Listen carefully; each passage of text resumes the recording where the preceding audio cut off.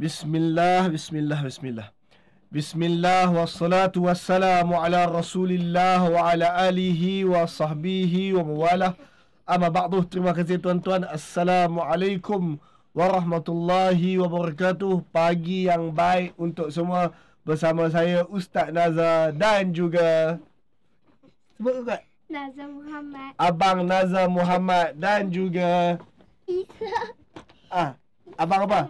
Isa. Abang Nazar Isa dan juga kakak Asma. kuat-kuat sikit. Asma. Kakak Asma. Tapi Kak Asma tak boleh masuk kamera sebab dia tak pakai tudung. So tuan-tuan, video ini adalah video rakaman. Saya record video ini. Kalau tuan-tuan sepatutnya menonton pada 7 November pagi, saya record video ni malam tadi. Sekarang lah masa saya record ni, malam tadi, selepas Isyak. Sebab tu anak-anak saya pakai baju tidur ni, baju nak tidur. Saya record video ni lebih awal tuan-tuan, sebab sewaktu tuan-tuan tengah tonton video ni pagi, saya ada program di surau, ada gotong royong di surau tempat saya ni. Jadi saya dengan yang lelaki-lelaki ni semua akan ada dekat surau pagi ni. Jadi saya record video ni lebih awal supaya tadabbur kontok kita boleh berjalan seperti biasa. Bersama saya Ustaz Nazar, Abang Muhammad. Abang Muhammad dengan Abang Isa. Abang Isa. Abang Muhammad, Abang Isa dengan Ustaz Nazar. Baik tuan-tuan, tadabbur kontok kita hari ni masih membicarakan tentang membina generasi. Inilah generasi yang sedang saya bina. Okey, ini yang paling kecil. Jom kita recall apa kita bincang sebelum ini tentang tema membina generasi. Pertama, membina generasi ini mestilah dengan target untuk membina generasi yang ramai dan berkualiti. Pertama. Yang kedua, membina generasi berkualiti adalah generasi yang bertauhid. Yang ketiga, generasi tidak bertauhid sedang menempah neraka. Yang keempat, generasi berkualiti adalah generasi yang bersolat. Yang kelima, generasi tidak bersolat akan bertemu era keburukan. Yang keenam, generasi berkualiti adalah generasi mendampingi masjid. Yang ketujuh, generasi tidak mendampingi masjid akan jauh dari petunjuk. Yang ke-8, generasi berkualiti adalah generasi yang berinfak. Yang ke-9, generasi tidak berinfak akan bertemu era musibah. Yang ke-10, generasi berkualiti adalah generasi yang seimbang dunia akhirat. Yang ke-11, generasi tidak seimbang akan menyesal dunia akhirat. Yang ke-12, generasi berkualiti adalah generasi yang bersyukur. Ke-13, generasi tidak bersyukur akan terseksa dunia akhirat. Yang ke-15, generasi berkualiti adalah generasi yang yakin dengan rezeki. Yang ke-15, generasi tidak yakin dengan rezeki akan melakukan kekejian. Yang ke-16, generasi berkualiti adalah generasi yang berilmu. Yang ke-17, generasi tidak berilmu akan didampingi syaitan. Yang ke-18, bila kita membina generasi, kita hendaklah membina generasi yang didoakan. Didoakan sebelum kelahirannya, ketika kelahirannya, sewaktu anak itu masih kecil, sewaktu dewasa, dan sebelum kita meninggalkan generasi tersebut. Membina generasi mestilah membina generasi yang didoakan. Yang ke-19, membina generasi tujuannya membina generasi yang mewarisi kehebatan. Yang ke-20, membina generasi ini mestilah membina generasi yang berketerampilan unggul. Dan yang hari ini kita rujuk surah Al-Hujurat, surah ke-49 ayat 13. Tuan-tuan, hari ini adalah penghujung tema membina generasi. Untuk kita buat kesimpulan, bukan hari ni last kita ada satu lagi siri membina generasi yang berikutnya.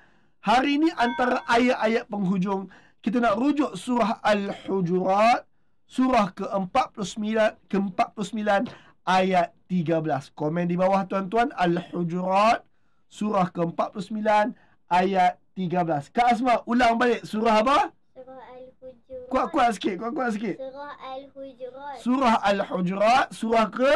49. Ayat yang ke? 13. Terima kasih Kak Asma, darjah 4. Baik tuan-tuan. Bercakap tentang membina generasi. Kita dah bercakap panjang lebar membina generasi. Nak membina generasi yang berketerampilan lah, yang mendampingi ilmu lah, yang berakhlak mulia lah, dan pelbagai lagi yang telah kita bincang sebelum ini sebagai generasi yang berkualiti. Tuan-tuan, generasi yang berketerampilan tinggi. Namun jikalau ia kurang pada perkara yang kita bincang hari ini, generasi itu kualitinya dirosakkan. Kalau generasi tersebut generasi yang yakin dengan rezeki, namun dia kurang satu perkara yang kita bincang hari ini, kualiti tersebut telah dirosakkan. Kalau generasi itu baik akhlaknya, namun dia kurang pada perkara yang kita bincang hari ini, rosak kualiti generasi tersebut. Ayat 13, ayat yang terkenal. Ini sahaja ayatnya tuan-tuan. Allah Subhanahu wa taala berfirman, "Ya ayuhan nas, wahai sekalian manusia." Kita semua adalah manusia. Ini tuju untuk semua kita yang sedang membina generasi. Allah menyebutkan, "Inna khalaqnakum min dzakarin wal unsa." Kami telah menciptakan kalian manusia. Kami ciptakan kalian ni ada lelaki, kalian ni ada perempuan. Tuan-tuan, generasi yang kita bina ada lelaki. Generasi yang kita bina ada perempuan. Kita tidak memilih untuk mengadakan lelaki dalam generasi kita atau mengadakan perempuan dalam generasi kita. Lelaki atau perempuan yang ada dalam generasi kita ni semuanya diciptakan dan anugerah Allah Subhanahu wa taala.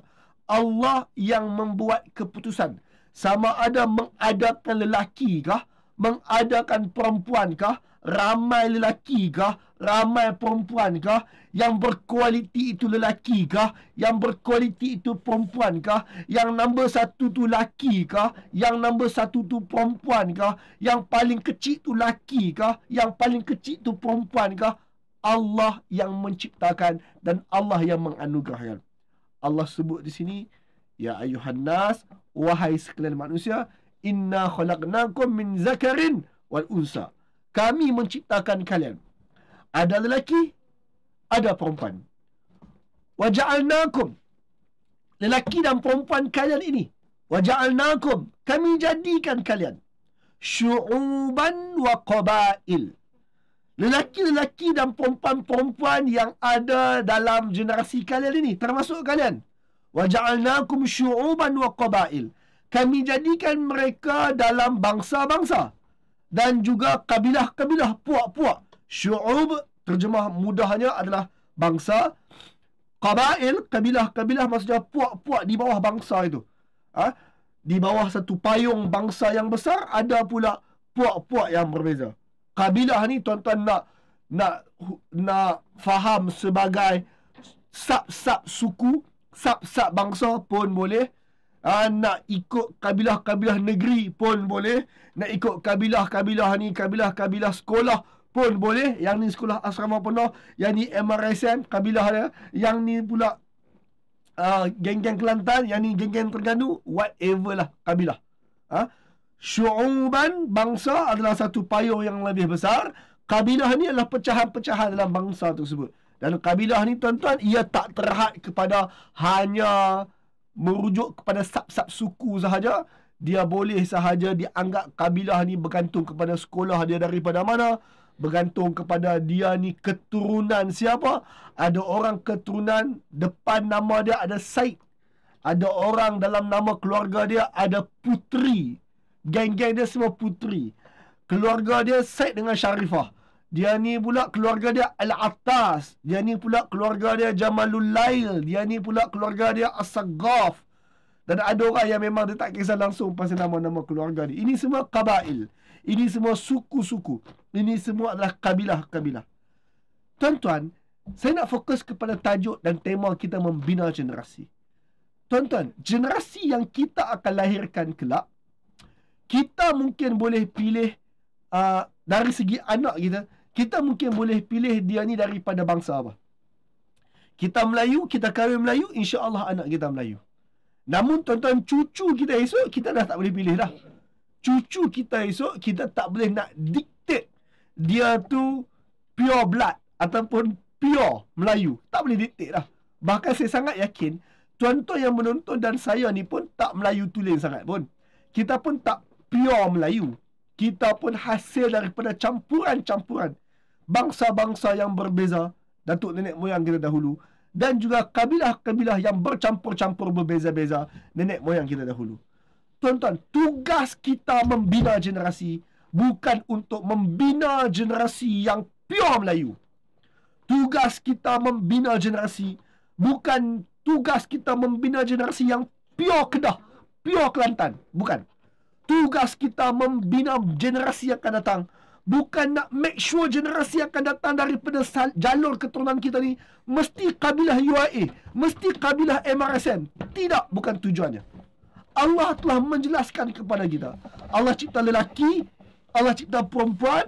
Allah jadikan lelaki dan perempuan dalam ciptaannya, dalam generasi yang ada di kalangan kita nanti, mesti ada membina bangsa-bangsa berbeza dan kabilah-kabilah berbeza. Tuan-tuan, IC saya 08 Perak. Saya masa kecil-kecil duduk dekat Penang.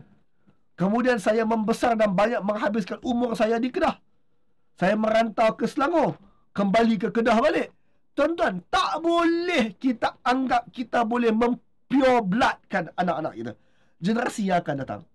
Kita mesti membiarkan anak-anak kita bercampur dengan orang-orang lain. Tujuan lita'arafu, agar kamu saling kenal mengenal. Tuan-tuan, nampak ada alif? Ta'arafu. Ta'arafu maksudnya alif tersebut fungsinya saling.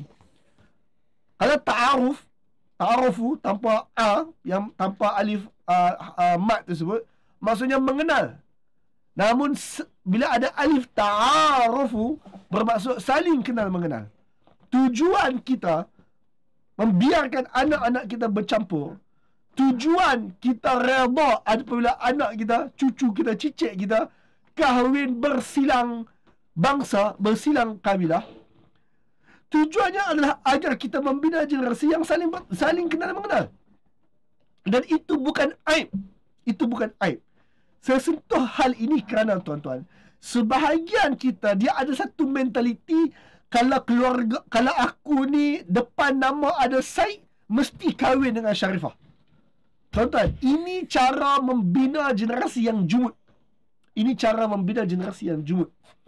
Kalau depan nama kita ada Raja, lalu kita pun nak kahwin dengan Tengku ke, nak kahwin dengan Ku ke, nak kahwin dengan Wan ke, nak kahwin dengan Megat ke. Tuan-tuan, ini semua cara membina generasi yang jumut. Yang jumut. Sebaliknya, kita perlu bersiap sedia bahawa mungkin anak kita depan nama ada puteri, tapi kahwin dengan satu orang mamat kampung sahaja. Kita kena bersedia untuk menerima kenyataan demikian. Adakah mengahwinkan anak kita, melahirkan cucu yang hidup di kampung, secara automatik melahirkan generasi tidak berkualiti? Tidak. Sebab telah kita jelaskan sebelum ini, generasi berkualiti adalah generasi yang bertauhid, generasi yakin dengan rezeki, berakhlak mulia dan pelbagai yang kita bincang sebelum-sebelum ini. Menunjukkan bahawa dengan mengahwinkan mereka dengan bersilang bangsa, bersilang kabilah ini, tidak semestinya merosakkan kualiti mereka. Kita perlu menerima kenyataan bahawa kita tidak boleh mengawal generasi yang akan datang untuk jadi 100% seperti kita. Yang kita perlu pastikan, yang kita perlu usahakan adalah ayat berikutnya. Inna akramakum indallahi atqakum. Sesungguhnya yang paling mulia di kalangan kalian di sisi Allah adalah kalian yang paling bertakwa. Tentang generasi yang kita nak bina, generasi yang kita nak bina ni kalaulah yakin dengan rezeki namun kurang takwa, maka kualiti tersebut rosak. Kalau generasi yang kita bina tak kisahlah Melayu tulen ke, Syed Sarifah ke, As-Saggaf ke, Al-Haddad ke, ada puteri dekat depan nama ke, ada raja kat depan nama ke, megat ke, whatsoever lah, kalau kurang takwa ataupun tidak takwa, yang merosakkan kualiti generasi tersebut. Kalau akhlaknya baik namun tidak bertakwa, dia macam bertentangan pula perkataan tu. Akhlak baik tidak bertakwa. Tapi tak apalah, tuan-tuan faham poin saya. Apabila satu orang itu ada ciri-ciri kualiti yang lain, namun kurang ketakwaannya, di sisi Allah dia tidak mulia. Maka kita membina generasi yang berjaya apabila kita membina generasi yang takwa, dan bukan sekadar takwa, kita hendaklah membina generasi yang atqa, yang paling takwa. Inna akramakum indallah atqakum. Sesungguhnya yang paling mulia kalangan di sisi kalian di sisi Allah adalah yang paling takwa. Maka tujuan kita membina generasi, pastikan kita membina generasi yang paling takwa. Paling takwa cara dia macam mana? Semayang kena semayang, Muhammad. Surah kena pi. Sedekah kena buat. Okey? Masjid, surah, semayang Jumaat, esok kena pi. Hari ni masa depa tengok video ni esok. So hari ni lepas balik surah saya kena pi semayang Jumaat. Itu nama dia, tuan-tuan, membina generasi yang paling takwa. Maka tuan-tuan komen di bawah kesimpulan kita hari ni, membina generasi yang paling takwa. Komen di bawah, membina generasi yang paling takwa. Abang Muhammad, baca balik. Apa kesimpulan kita hari ni? Membina generasi yang paling bertakwa. Isa pula, ulang balik. Membina generasi yang paling bertakwa. Kak Asma, ulang. Membina generasi yang paling bertakwa. Yes, jadi tuan-tuan, kesimpulan kita hari ni, komen di bawah, membina generasi yang paling bertakwa. Tuan-tuan, semoga Allah hadirkan generasi-generasi bertakwa itu di kalangan tuan-tuan. Dan tuan-tuan, saya harap tuan-tuan mendoakan agar inilah generasi-generasi yang ingin saya bina untuk meneruskan legasi tadabbur kita untuk masa-masa yang akan datang, insya-Allah. Tuan-tuan, hari ni hari Jumaat. Jumpa saya, tuan-tuan, bagi tuan-tuan yang ikut misi Khatam Al-A'raf, jumpa saya bahagian kedua malam ini, Matlamat Iblis dan Dendam Iblis bahagian pertama malam ini, insya-Allah. Minta maaf tuan-tuan, saya buat recording ini, saya tak live dengan tuan-tuan. Saya dengan anak-anak yang lelaki ni akan pergi gotong royong di surau pagi ni. Semoga-moga ada kebaikan untuk tuan-tuan semua. Program ini percuma. Siapa nak infak ke nombor akaun yang tertera. Terima kasih tuan-tuan. Assalamualaikum warahmatullahi wabarakatuh. Membina generasi yang paling takwa. Isa, tekan yang ni, Isa. Okey, tekan. Alhamdulillah, terima kasih tuan-puan kerana ikuti perkongsian tadi sehingga penghujungnya. Alhamdulillah. Perkongsian sebentar tadi adalah salah satu daripada insentif percuma di Algebra ini, hasil daripada sumbangan infak daripada orang ramai. Seandainya anda ingin turut sama menyumbang, maka salurkan sumbangan anda ke akaun bank yang tertera. InsyaAllah, semoga Allah ganti dengan yang lebih baik. Assalamualaikum.